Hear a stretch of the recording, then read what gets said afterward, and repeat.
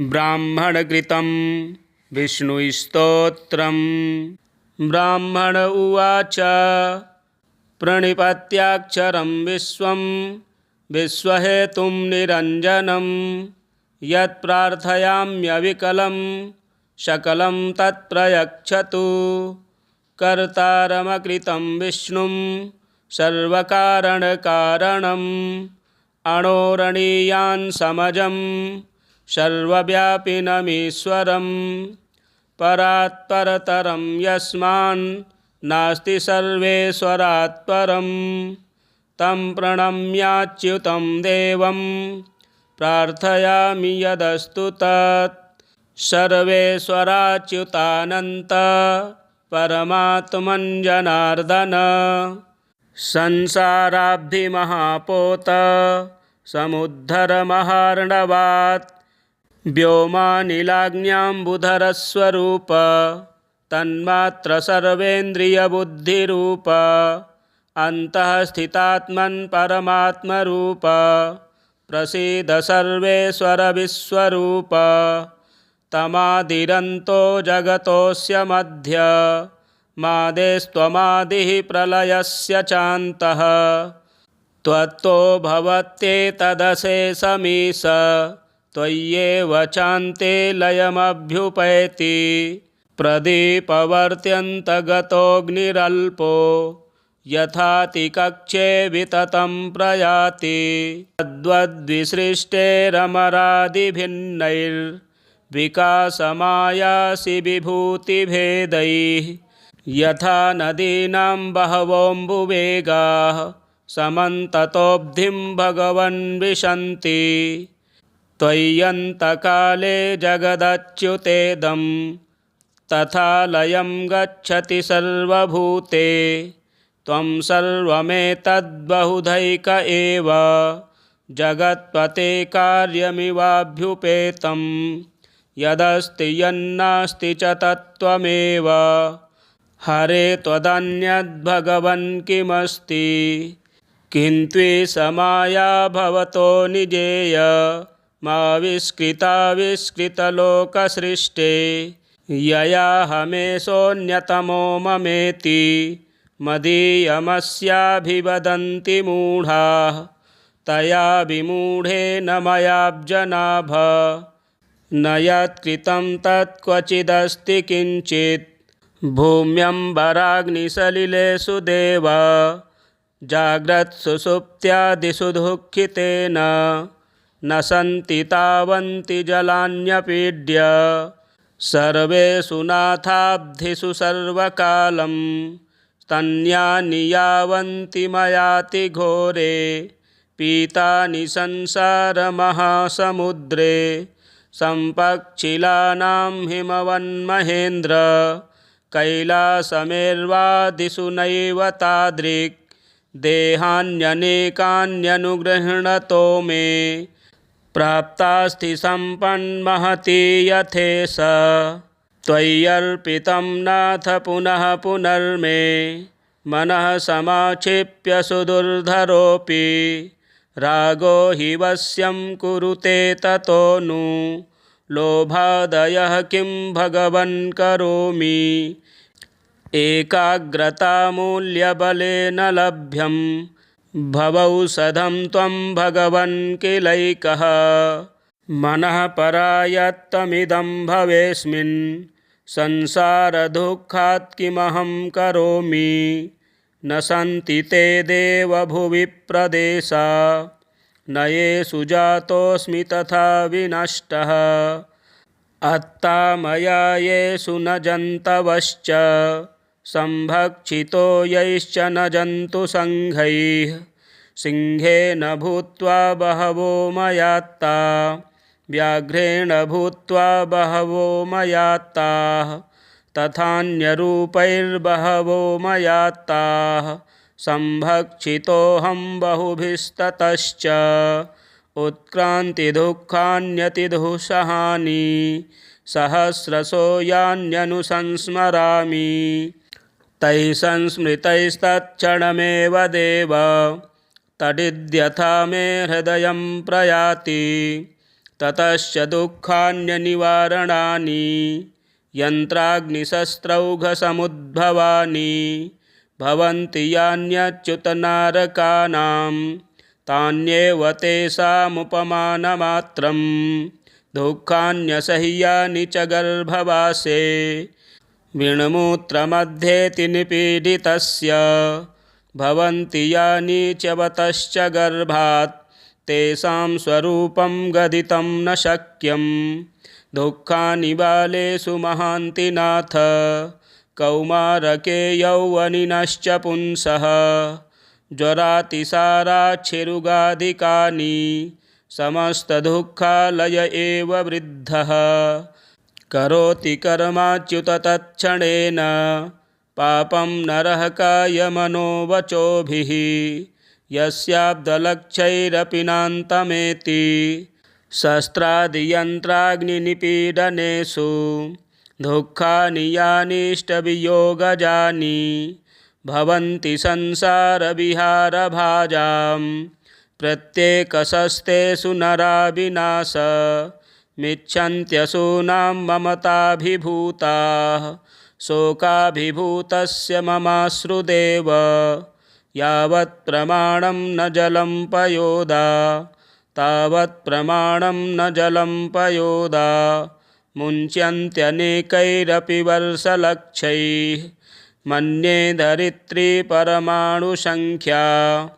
मुपैति पित्रोर्गणनामशेषं मित्राण्यमित्राण्यनुजीवि बन्धून् सङ्ख्यातमीशोऽस्मि न देवदेव सोऽहं हृषार्तः करुणां कुरु त्वं संसारगर्ते पतितस्य विष्णो महात्मनां संश्रयमभ्युपेतो नैवावसीदत्यतिदुर्गतोऽपि परायणं रोगवतां हि वैद्यो महाब्धिमग्नस्य च नौर्नरस्य बालस्य मातापितरौ सुघोर संसारखिन्नस्य हरे त्वमेकः प्रसीद सर्वेश्वर सर्वभूत सर्वस्य हेतो परमार्थसार मामुद्धरस्माद्दुर्दुःखपङ्कात् संसारगर्तात् स्वपरिग्रहेण धर्मात्मनामविकलां त्वयि नाथ भक्तिं श्रद्धावतां सततमुद्वहतां वरेण्य कार्यं कियन्मम विमूढधियोधमस्य भूत्वा कृपालुरमलामज देहि बुद्धं ज्ञात्वा ययाखिलमसारमसारमेव भूतेन्द्रियादिकमपारममुक्तिमूलं मायान्तरे यमचलां तव विश्वरूप सम्मोहितं सकलमेव जगद्ययैतत् ब्रह्मेन्द्ररुद्रमरुद्विश्वदिवाकराद्या ज्ञातुं नयं परमगुह्यतमं समर्थाः न त्वामलं स्तुतिपथेष्वहमीशितारं स्तोष्यामि मोहकलुषाल्पमतिर्मनुष्यः यस्मादिदं भवति यत्र जगत्तथेदं यस्मिन् लयं व्रजति यश्च जगत्स्वरूपः तं सर्गसंस्थितिविनाशनिमित्तभूतं स्तोतुं भवन्तमलमीश न कश्चिदस्ति मूढोऽयमल्पमतिरल्पसुचेष्टितोऽयं क्लिष्टं मनोस्य विषयैर्न मयि प्रसङ्गी इत्थं कृपां कुरु मयि प्रणते किलेश त्वां स्तोतुमम्बुजभवोऽपि हि देवनेशः यस्योदरे सकल एव महीध्रचन्द्र देवेन्द्ररुद्रमरुद्विश्वदिवाकराग्नि भूयम्बुवायुगगनं जगतां समूहं स्तोष्यामि तं स्तुतिपदैः कतमैर्भवन्तं यस्याग्निरुद्रकमलोद्भववासवाद्यैः स्वांसावतारकरणेषु सदाङ्घ्रियुग्मम् अभ्यर्चते वदहरे स कथं मयाद्य सम्पूजितः परमुपैष्यसि तोषमीश न स्तोतुमच्युत भवन्तमहं समर्थो न वार्चनैरलमहं तव देवयोग्यः चित्तं च न त्वयि समाहितमीषदोषैः आक्षिप्यते कथय किं नु करोमि पापः तत्त्वं प्रसीद भगवन् कुरु मय्यनाथे विष्णो कृपां परमकारुणिकः किल त्वं संसारसागरनिमग्नमनन्तदीनम् उद्धर्तुमर्हसि हरे पुरुषोत्तमोऽसि। ब्राह्मण उवाच प्रणिपत्याक्षरं विश्वं विश्वहेतुं निरञ्जनं यत्प्रार्थयाम्यविकलं सकलं तत्प्रयच्छतु कर्तारमकृतं विष्णुं सर्वकारणकारणम् अणोरणीयान् समजं सर्वव्यापिनमीश्वरं परात्परतरं यस्मान् नास्ति सर्वेश्वरात् परं तं प्रणम्याच्युतं देवं प्रार्थयामि यदस्तु तत् सर्वेश्वराच्युतानन्त परमात्मन् जनार्दन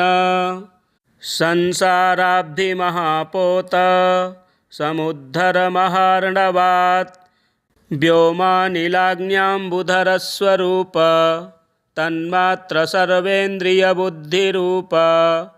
अन्तः स्थितात्मन् परमात्मरूप प्रसीद सर्वेश्वर विश्वरूप तमादिरन्तो जगतोऽस्य मध्य मादेस्त्वमादिः प्रलयस्य चान्तः त्वत्तो भवत्येतदशेषमीश त्वय्येव चान्ते लयमभ्युपैति प्रदीपवर्त्यन्तगतोऽग्निरल्पो यथातिकक्षे विततं प्रयाति तद्वद्विसृष्टेरमरादिभिन्नैर्विकासमायासि विभूतिभेदैः यथा नदीनां बहवोऽम्बुवेगाः समन्ततोऽब्धिं भगवन् विशन्ति त्वय्यन्तकाले जगदच्युतेदं तथा लयं गच्छति सर्वभूते त्वं सर्वमेतद्बहुधैक एव जगत्पते कार्यमिवाभ्युपेतं यदस्ति यन्नास्ति च तत्त्वमेव हरे त्वदन्यद्भगवन् किमस्ति किन्त्विषमाया भवतो निजेय माविष्कृताविष्कृतलोकसृष्टे ययाहमेषोऽन्यतमो ममेति मदीयमस्याभिवदन्ति मूढाः तया विमूढेन मयाब्जनाभ न यत्कृतं तत्क्वचिदस्ति किञ्चित् भूम्यम्बराग्निसलिलेषु देव जाग्रत्सुषुप्त्यादिषु दुःखितेन न सन्ति तावन्ति जलान्यपीड्य सर्वेषु नाथाब्धिषु सर्वकालं स्तन्यानि यावन्ति मयाति घोरे पीतानि संसारमहासमुद्रे सम्पक्षिलानां हिमवन्महेन्द्र कैलासमेर्वादिषु नैव तादृक् देहान्यनेकान्यनुगृह्णतो मे प्राप्तास्ति सम्पन्महती यथेष त्वय्यर्पितं नाथ पुनः पुनर्मे मनः समाक्षिप्य सुदुर्धरोऽपि रागो हि वश्यं कुरुते ततो नु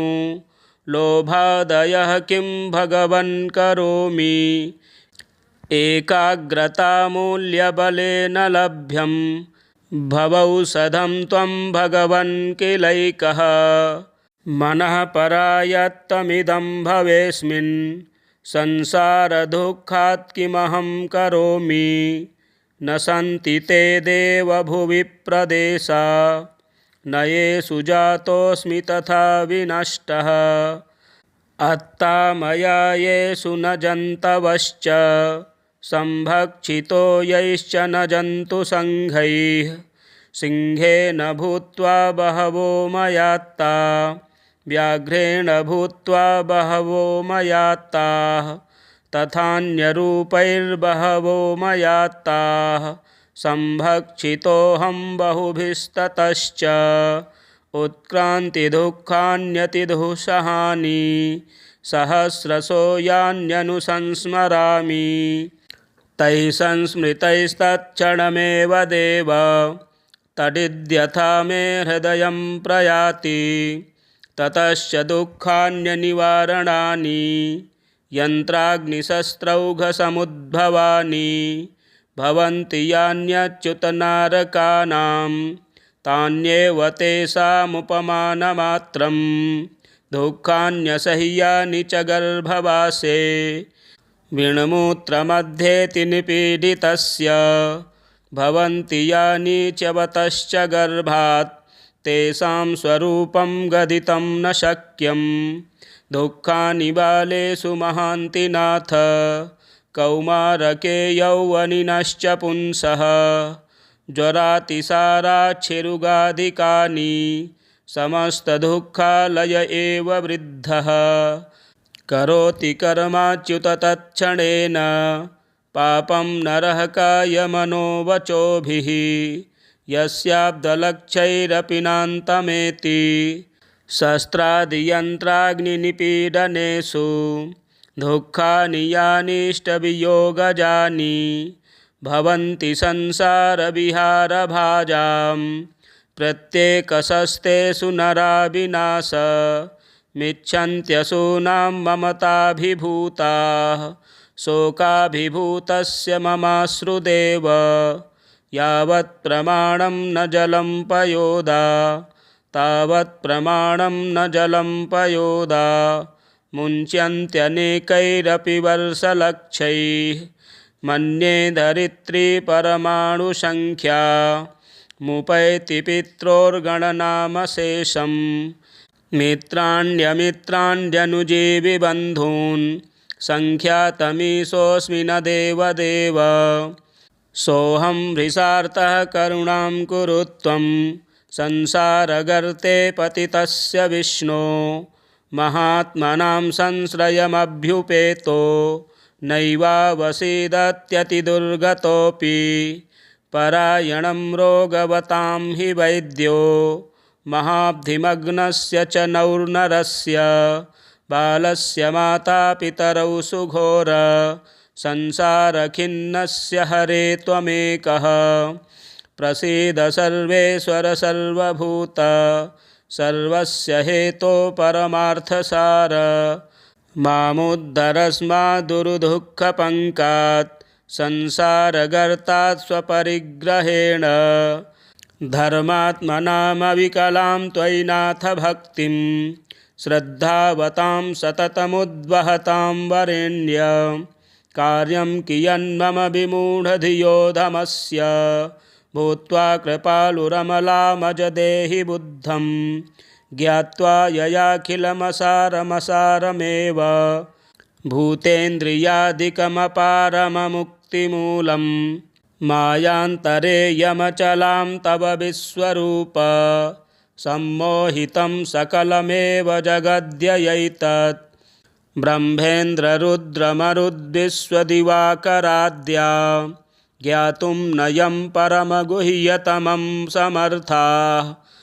न त्वामलं स्तुतिपथेष्वहमीशितारं स्तोष्यामि मोहकलुषाल्पमतिर्मनुष्यः यस्मादिदं भवति यत्र जगत्तथेदं यस्मिल्लयं व्रजति यश्च जगत्स्वरूपः तं सर्गसंस्थितिविनाशनिमित्तभूतं स्तोतुं भवन्तमलमीश न कश्चिदस्ति मूढोऽयमल्पमतिरल्पसुचेष्टितोऽयं क्लिष्टं मनोस्य विषयैर्न मयि प्रसङ्गी इत्थं कृपां कुरु मयि प्रणते किलेश त्वां स्तोतुमम्बुजभवोऽपि हि देवनेशः यस्योदरे सकल एव महीध्रचन्द्र देवेन्द्ररुद्रमरुद्विश्वदिवाकराग्नि भूयम्बुवायुगगनं जगतां समूहं स्तोष्यामि तं स्तुतिपदैः कतमैर्भवन्तं यस्याग्निरुद्रकमलोद्भववासवाद्यैः स्वांसावतारकरणेषु सदाङ्घ्रियुग्मम् अभ्यर्चते वदहरे स कथं मयाद्य सम्पूजितः परमुपैष्यसि तोषमीश न स्तोतुमच्युत भवन्तमहं समर्थो न वार्चनैरलमहं तव देवयोग्यः चित्तं च न त्वयि समाहितमीश दोषैः आक्षिप्यते कथय किं नु करोमि पापः तत्त्वं प्रसीद भगवन् कुरु मय्यनाथे विष्णो कृपां परमकारुणिकः किल त्वं संसारसागरनिमग्नमनन्तदीनम् उद्धर्तुमर्हसि हरे पुरुषोत्तमोऽसि। ब्राह्मण उवाच प्रणिपत्याक्षरं विश्वं विश्वहेतुं निरञ्जनं यत्प्रार्थयाम्यविकलं सकलं तत्प्रयच्छतु कर्तारमकृतं विष्णुं सर्वकारणकारणम् अणोरणीयान् समजं सर्वव्यापिनमीश्वरं परात्परतरं यस्मान् नास्ति सर्वेश्वरात् परं तं प्रणम्याच्युतं देवं प्रार्थयामि यदस्तु तत् सर्वेश्वराच्युतानन्त परमात्मन् जनार्दन संसाराब्धिमहापोत समुद्धरमहार्णवात् व्योमानिलाग्न्याम्बुधरस्वरूप तन्मात्र सर्वेन्द्रियबुद्धिरूप अन्तः स्थितात्मन् परमात्मरूप प्रसीद सर्वेश्वर विश्वरूप तमादिरन्तो जगतोऽस्य मध्य मादेस्त्वमादिः प्रलयस्य चान्तः त्वत्तो भवत्येतदशेषमीश त्वय्येव चान्ते लयमभ्युपैति प्रदीपवर्त्यन्तगतोऽग्निरल्पो यथातिकक्षे विततं प्रयाति तद्वद्विसृष्टेरमरादिभिन्नैर्विकासमायासि विभूतिभेदैः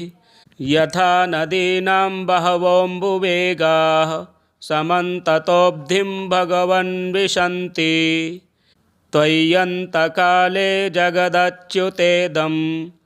तथा लयं गच्छति सर्वभूते त्वं सर्वमेतद्बहुधैक एव जगत्पते कार्यमिवाभ्युपेतं यदस्ति यन्नास्ति च तत्त्वमेव हरे त्वदन्यद्भगवन् किमस्ति किन्त्विषमाया भवतो निजेय माविष्कृताविष्कृतलोकसृष्टे ययाहमेषोऽन्यतमो ममेति मदीयमस्याभिवदन्ति मूढाः तया विमूढेन मयाब्जनाभ न यत्कृतं तत्क्वचिदस्ति किञ्चित् भूम्यम्बराग्निसलिलेषु देव जाग्रत्सुषुप्त्यादिषु दुःखितेन न सन्ति तावन्ति जलान्यपीड्य सर्वेषु नाथाब्धिषु सर्वकालं स्तन्यानि यावन्ति मयाति घोरे पीतानि संसारमहासमुद्रे सम्पक्षिलानां हिमवन्महेन्द्र कैलासमेर्वादिषु नैव तादृक् देहान्यनेकान्यनुगृह्णतो मे प्राप्तास्ति सम्पन्महती यथेष त्वय्यर्पितं नाथ पुनः पुनर्मे मनः समाक्षिप्य सुदुर्धरोऽपि रागो हि वश्यं कुरुते ततो नु लोभादयः किं भगवन् करोमि एकाग्रतामूल्यबलेन लभ्यं भवौषधं त्वं भगवन् किलैकः मनः परायत्तमिदं भवेस्मिन् संसारदुःखात् किमहं करोमि न सन्ति ते देवभुवि प्रदेशा न येषु जातोऽस्मि तथा विनष्टः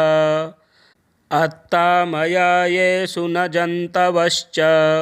संभक्षितो यैश्च न जन्तुसङ्घैः सिंहेन भूत्वा बहवो मयात्ता व्याघ्रेण भूत्वा बहवो मयात्ताः तथान्यरूपैर्बहवो मयात्ताः संभक्षितोऽहं बहुभिस्ततश्च उत्क्रान्तिदुःखान्यतिदुःसहानि सहस्रशो यान्यनुसंस्मरामि तैः संस्मृतैस्तत्क्षणमेव देव तदिद्यथा मे हृदयं प्रयाति ततश्च दुःखान्यनिवारणानि यन्त्राग्निशस्त्रौघसमुद्भवानि भवन्ति यान्यच्युतनारकानां तान्येव तेषामुपमानमात्रं दुःखान्यसह्यानि च गर्भवासे विण्मूत्रमध्येति निपीडितस्य भवन्ति यानि च वतश्च गर्भात् तेषां स्वरूपं गदितं न शक्यं दुःखानि बालेषु महान्ति नाथ कौमारके यौवनिनश्च पुंसः ज्वरातिसाराच्छिरुगादिकानि समस्तदुःखालय एव वृद्धः करोति कर्माच्युत तत्क्षणेन पापं नरः कायमनोवचोभिः यस्याब्दलक्षैरपि नान्तमेति शस्त्रादियन्त्राग्निनिपीडनेषु दुःखानि यानिष्टवियोगजानि भवन्ति संसारविहारभाजां प्रत्येकशस्तेषु नरा विनाश मिच्छन्त्यसूनां ममताभिभूताः शोकाभिभूतस्य ममाश्रुदेव यावत् प्रमाणं न जलं पयोदा तावत् प्रमाणं न जलं पयोदा मुञ्च्यन्त्यनेकैरपि वर्षलक्षैः मन्ये धरित्री परमाणुसङ्ख्या मुपैति पित्रोर्गणनामशेषं मित्राण्यमित्राण्यनुजीवि बन्धून् सङ्ख्यातमीशोऽस्मि न देवदेव सोऽहं हृषार्तः करुणां कुरु त्वं संसारगर्ते पतितस्य विष्णो महात्मनां संश्रयमभ्युपेतो नैवावसीदत्यतिदुर्गतोऽपि परायणं रोगवतां हि वैद्यो महाब्धिमग्नस्य च नौर्नरस्य बालस्य मातापितरौ सुघोर संसारखिन्नस्य हरे त्वमेकः प्रसीद सर्वेश्वर सर्वभूत सर्वस्य हेतो परमार्थसार मामुद्धरस्माद्दुर्दुःखपङ्कात् संसारगर्तात् स्वपरिग्रहेण धर्मात्मनामविकलां त्वयि नाथ भक्तिं श्रद्धावतां सततमुद्वहतां वरेण्य कार्यं कियन्मम विमूढधियोधमस्य भूत्वा कृपालुरमलामज देहि बुद्धं ज्ञात्वा ययाखिलमसारमसारमेव भूतेन्द्रियादिकमपारममुक्तिमूलं मायान्तरेयमचलां तव विश्वरूप सम्मोहितं सकलमेव जगद्ययैतत् ब्रह्मेन्द्ररुद्रमरुद्विश्वदिवाकराद्या ज्ञातुं नयं परमगुह्यतमं समर्थाः न त्वामलं स्तुतिपथेष्वहमीशितारं स्तोष्यामि मोहकलुषाल्पमतिर्मनुष्यः यस्मादिदं भवति यत्र जगत्तथेदं यस्मिल्लयं व्रजति यश्च जगत्स्वरूपः तं सर्गसंस्थितिविनाशनिमित्तभूतं स्तोतुं भवन्तमलमीश न कश्चिदस्ति। मूढोऽयमल्पमतिरल्पसुचेष्टितोऽयं क्लिष्टं मनोस्य विषयैर्न मयि प्रसङ्गी। इत्थं कृपां कुरु मयि प्रणते किलेश त्वां स्तोतुमम्बुजभवोऽपि हि देवनेशः। यस्योदरे सकल एव महीध्रचन्द्र देवेन्द्ररुद्रमरुद्विश्वदिवाकराग्नि भूयम्बुवायुगगनं जगतां समूहं स्तोष्यामि तं स्तुतिपदैः कतमैर्भवन्तं। यस्याग्निरुद्रकमलोद्भववासवाद्यैः स्वांसावतारकरणेषु सदाङ्घ्रियुग्मम्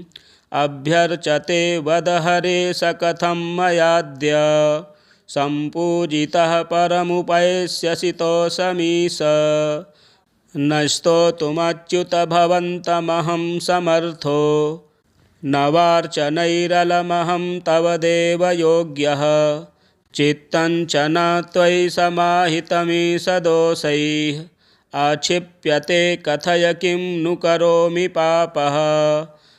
तत्त्वं प्रसीद भगवन् कुरु मय्यनाथे विष्णो कृपां परमकारुणिकः किल त्वं। संसारसागरनिमग्नमनन्तदीनम् उद्धर्तुमर्हसि हरे पुरुषोत्तमोऽसि। ब्राह्मण उवाच प्रणिपत्याक्षरं विश्वं विश्वहेतुं निरञ्जनं यत्प्रार्थयाम्यविकलं सकलं तत्प्रयच्छतु। कर्तारमकृतं विष्णुं सर्वकारणकारणम् अणोरणीयान् समजं सर्वव्यापिनमीश्वरं। परात्परतरं यस्मान् नास्ति सर्वेश्वरात् परं तं प्रणम्याच्युतं देवं प्रार्थयामि यदस्तु तत्। सर्वेश्वराच्युतानन्त परमात्मन् जनार्दन संसाराब्धिमहापोत समुद्धर महार्णवात्। व्योमानिलाग्न्याम्बुधरस्वरूप तन्मात्र सर्वेन्द्रियबुद्धिरूप अन्तः स्थितात्मन् परमात्मरूप प्रसीद सर्वेश्वर विश्वरूप। तमादिरन्तो जगतोऽस्य मध्य मादेस्त्वमादिः प्रलयस्य चान्तः।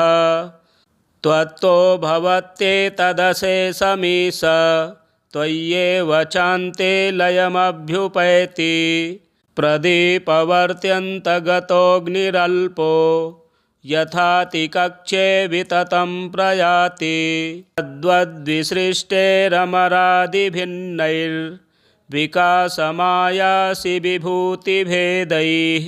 यथा नदीनां बहवोऽम्बुवेगाः समन्ततोऽब्धिं भगवन् विशन्ति। त्वय्यन्तकाले जगदच्युतेदं तथा लयं गच्छति सर्वभूते। त्वं सर्वमेतद्बहुधैक एव जगत्पते कार्यमिवाभ्युपेतं। यदस्ति यन्नास्ति च तत्त्वमेव हरे त्वदन्यद्भगवन् किमस्ति।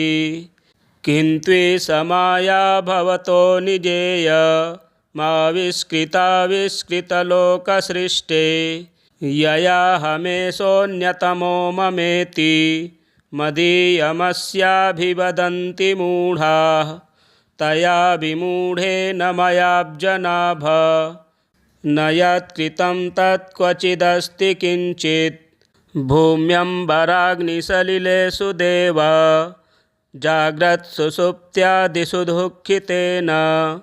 न सन्ति तावन्ति जलान्यपीड्य। सर्वेषु नाथाब्धिषु सर्वकालं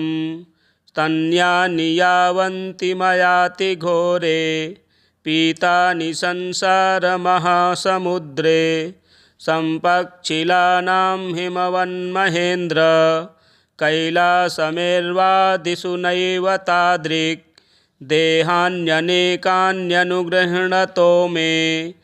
प्राप्तास्ति सम्पन्महती यथेष त्वय्यर्पितं नाथ पुनः पुनर्मे मनः समाक्षिप्य सुदुर्धरोऽपि रागो हि वश्यं कुरुते ततो नु लोभादयः किं भगवन् करोमि एकाग्रतामूल्यबलेन लभ्यं भवौषधं त्वं भगवन् किलैकः मनः परायत्तमिदं भवेस्मिन् संसारदुःखात् किमहं करोमि न सन्ति ते देवभुवि प्रदेशा न येषु जातोऽस्मि तथा विनष्टः अत्ता मया येषु न जन्तवश्च संभक्षितो यैश्च न जन्तुसङ्घैः सिंहेन भूत्वा बहवो मयात्ता व्याघ्रेण भूत्वा बहवो मयात्ताः तथान्यरूपैर्बहवो मयात्ताः संभक्षितोऽहं बहुभिस्ततश्च उत्क्रान्तिदुःखान्यतिदुःसहानि सहस्रशो यान्यनुसंस्मरामि तैः संस्मृतैस्तत्क्षणमेव देव तदिद्यथा मे हृदयं प्रयाति ततश्च दुःखान्यनिवारणानि यन्त्राग्निशस्त्रौघसमुद्भवानि भवन्ति यान्यच्युतनारकानां तान्येव तेषामुपमानमात्रं दुःखान्यसह्यानि च गर्भवासे विण्मूत्रमध्येति निपीडितस्य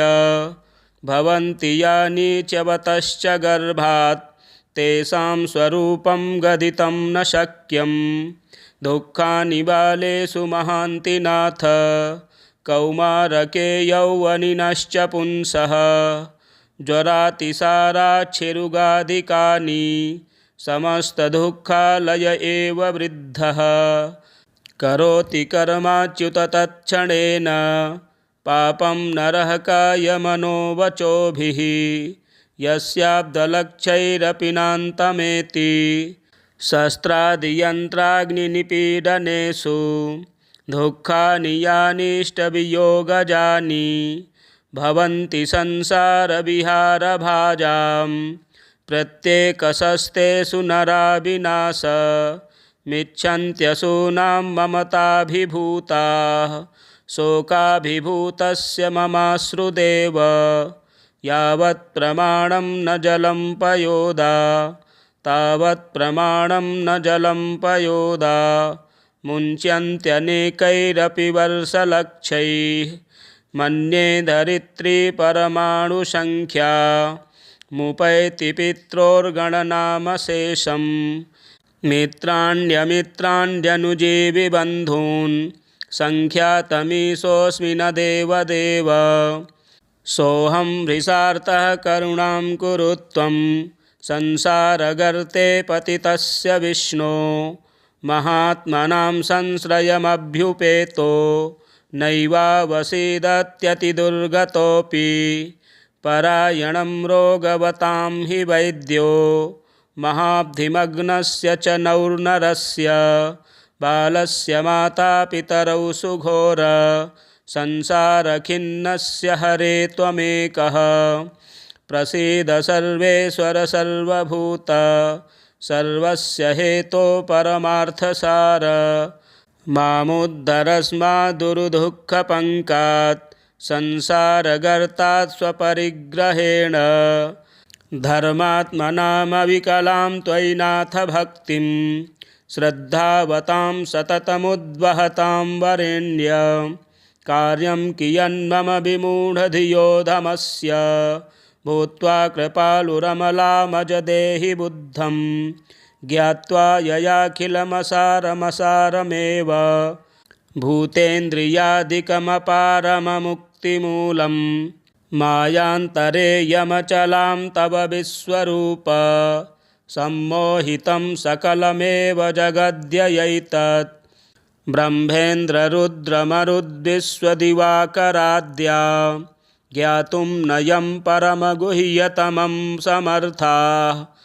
न त्वामलं स्तुतिपथेष्वहमीशितारं स्तोष्यामि मोहकलुषाल्पमतिर्मनुष्यः यसमादिदं भवति यत्र जगत्तथेदं यस्मिन् लयं व्रजति यश्च जगत्स्वरूपः तं सर्गसंस्थितिविनाशनिमित्तभूतं स्तोतुं भवन्तमलमीश न कश्चिदस्ति मूढोऽयमल्पमतिरल्पसुचेष्टितोऽयं क्लिष्टं मनोस्य विषयैर्न मयि प्रसङ्गी इत्थं कृपां कुरु मयि प्रणते किलेश त्वां स्तोतुमम्बुजभवोऽपि हि देवनेशः यस्योदरे सकल एव महीध्रचन्द्र देवेन्द्ररुद्रमरुद्विश्वदिवाकराग्नि भूयम्भुवायुगगनं जगतां समूहं स्तोष्यामि तं स्तुतिपदैः कतमैर्भवन्तं यस्याग्निरुद्रकमलोद्भववासवाद्यैः स्वांसावतारकरणेषु सदाङ्घ्रियुग्मम् अभ्यर्चते वदहरे स कथं मयाद्य सम्पूजितः परमुपैष्यसि तोषमीश न स्तोतुमच्युत भवन्तमहं समर्थो न वार्चनैरलमहं तव देवयोग्यः चित्तं च न त्वयि समाहितमीश दोषैः आक्षिप्यते कथय किं नु करोमि पापः तत्त्वं प्रसीद भगवन् कुरु मय्यनाथे विष्णो कृपां परमकारुणिकः किल त्वं संसारसागरनिमग्नमनन्तदीनम् उद्धर्तुमर्हसि हरे पुरुषोत्तमोऽसि। ब्राह्मण उवाच प्रणिपत्याक्षरं विश्वं विश्वहेतुं निरञ्जनं यत्प्रार्थयाम्यविकलं सकलं तत्प्रयच्छतु कर्तारमकृतं विष्णुं सर्वकारणकारणम् अणोरणीयान् समजं सर्वव्यापिनमीश्वरं परात्परतरं यस्मान् नास्ति सर्वेश्वरात् परं तं प्रणम्याच्युतं देवं प्रार्थयामि यदस्तु तत् सर्वेश्वराच्युतानन्त परमात्मन् जनार्दन संसाराब्धिमहापोत समुद्धरमहार्णवात् व्योमानिलाग्न्याम्बुधरस्वरूप तन्मात्र सर्वेन्द्रियबुद्धिरूप अन्तः स्थितात्मन् परमात्मरूप प्रसीद सर्वेश्वर विश्वरूप तमादिरन्तो जगतोऽस्य मध्य मादेस्त्वमादिः प्रलयस्य चान्तः त्वत्तो भवत्येतदशेषमीश त्वय्येव चान्ते लयमभ्युपैति प्रदीपवर्त्यन्तगतोऽग्निरल्पो यथातिकक्षे विततं प्रयाति तद्वद्विसृष्टेरमरादिभिन्नैर्विकासमायासि विभूतिभेदैः यथा नदीनां बहवोऽम्बुवेगाः समन्ततोऽब्धिं भगवन् विशन्ति त्वय्यन्तकाले जगदच्युतेदं तथा लयं गच्छति सर्वभूते त्वं सर्वमेतद्बहुधैक एव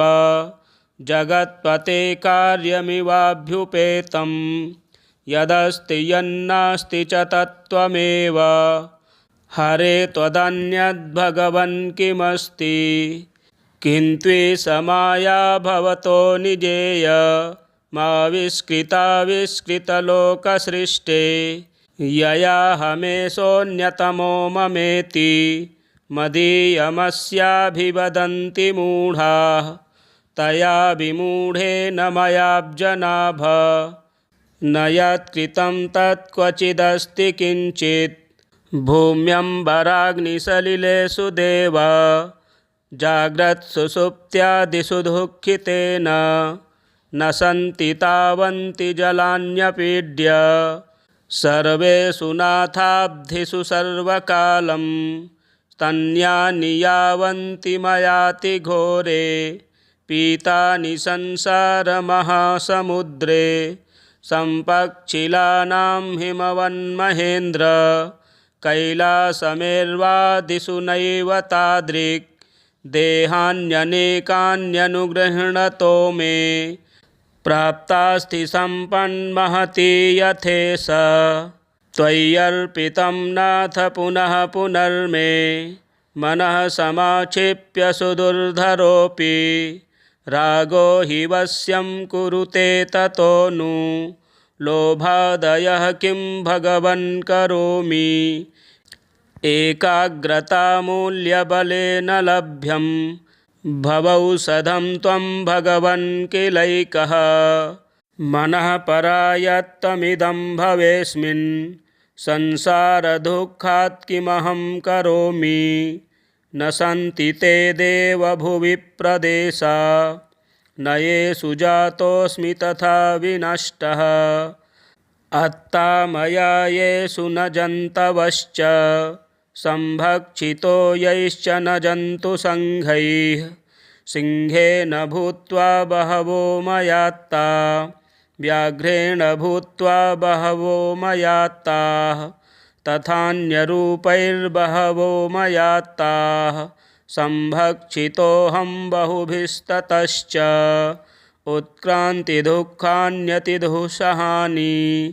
सहस्रशो यान्यनुसंस्मरामि तैः संस्मृतैस्तत्क्षणमेव देव तदिद्यथा मे हृदयं प्रयाति ततश्च दुःखान्यनिवारणानि यन्त्राग्निशस्त्रौघसमुद्भवानि भवन्ति यान्यच्युतनारकानां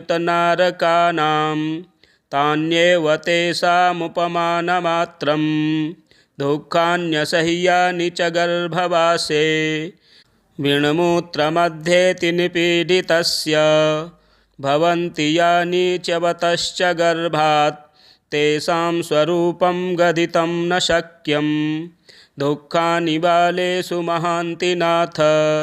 कौमारके यौवनिनश्च पुंसः ज्वरातिसाराच्छिरुगादिकानि समस्तदुःखालय एव वृद्धः करोति कर्माच्युत तत्क्षणेन पापं नरः कायमनोवचोभिः यस्याब्दलक्षैरपि नान्तमेति शस्त्रादियन्त्राग्निनिपीडनेषु दुःखानि यानिष्टवियोगजानि भवन्ति संसारविहारभाजां प्रत्येकशस्तेषु नराविनाश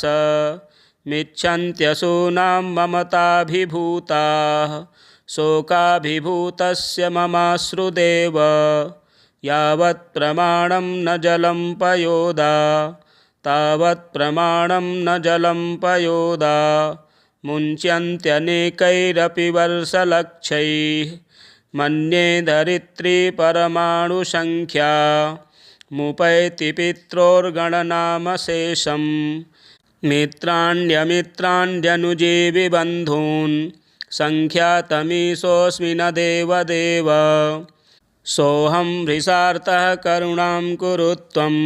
संसारगर्ते पतितस्य विष्णो महात्मनां संश्रयमभ्युपेतो नैवावसीदत्यतिदुर्गतोऽपि परायणं रोगवतां हि वैद्यो महाब्धिमग्नस्य च नौर्नरस्य बालस्य मातापितरौ सुघोर संसारखिन्नस्य हरे त्वमेकः प्रसीद सर्वेश्वर सर्वभूत सर्वस्य हेतो परमार्थसार मामुद्धरस्माद्दुर्दुःखपङ्कात् संसारगर्तात् स्वपरिग्रहेण धर्मात्मनामविकलां त्वयि नाथ भक्तिं श्रद्धावतां सततमुद्वहतां वरेण्य कार्यं कियन्मम विमूढधियोधमस्य भूत्वा कृपालुरमलामज देहि बुद्धं ज्ञात्वा ययाखिलमसारमसारमेव भूतेन्द्रियादिकमपारममुक्तिमूलं मायान्तरेयमचलां तव विश्वरूप सम्मोहितं सकलमेव जगद्ययैतत् ब्रह्मेन्द्ररुद्रमरुद्विश्वदिवाकराद्या ज्ञातुं नयं परमगुह्यतमं समर्थाः न त्वामलं स्तुतिपथे स्वहमीशितारं स्तोष्यामि मोहकलुषाल्पमतिर्मनुष्यः यसमादिदं भवति यत्र जगत्तथेदं यस्मिन् लयं व्रजति यश्च जगत्स्वरूपः तं सर्गसंस्थितिविनाशनिमित्तभूतं स्तोतुं भवन्तमलमीश न कश्चिदस्ति मूढोऽयमल्पमतिरल्पसुचेष्टितोऽयं क्लिष्टं मनोस्य विषयैर्न मयि प्रसङ्गी इत्थं कृपां कुरु मयि प्रणते किलेश त्वां स्तोतुमम्बुजभवोऽपि हि देवनेशः यस्योदरे सकल एव महीध्रचन्द्र देवेन्द्ररुद्रमरुद्विश्वदिवाकराग्नि भूयम्बुवायुगगनं जगतां समूहं स्तोष्यामि तं स्तुतिपदैः कतमैर्भवन्तं यस्याग्निरुद्रकमलोद्भववासवाद्यैः स्वांसावतारकरणेषु सदाङ्घ्रियुग्मम् अभ्यर्चते वदहरे स कथं मयाद्य सम्पूजितः परमुपैष्यसि तोषमीश न स्तोतुमच्युत भवन्तमहं समर्थो न वार्चनैरलमहं तव देवयोग्यः चित्तं च न त्वयि समाहितमीश दोषैः आक्षिप्यते कथय किं नु करोमि पापः तत्त्वं प्रसीद भगवन् कुरु मय्यनाथे विष्णो कृपां परमकारुणिकः किल त्वं संसारसागरनिमग्नमनन्तदीनम् उद्धर्तुमर्हसि हरे पुरुषोत्तमोऽसि उद्धर्तुमर्हसि हरे पुरुषोत्तमोऽसि। ब्राह्मणकृतं विष्णुस्तोत्रम संपूर्णम। भगवान विष्णु जी का यह शक्तिशाली स्तोत्र सभी प्रकार के दुखों को दूर करने वाला है, धन और धान्य को देने वाला है। आप इसका पाठ अवश्य श्रवण करें और चैनल में यदि नए हैं तो चैनल को भी सब्सक्राइब करें, वीडियो शेयर करें, लाइक करें। हर हर महादेव।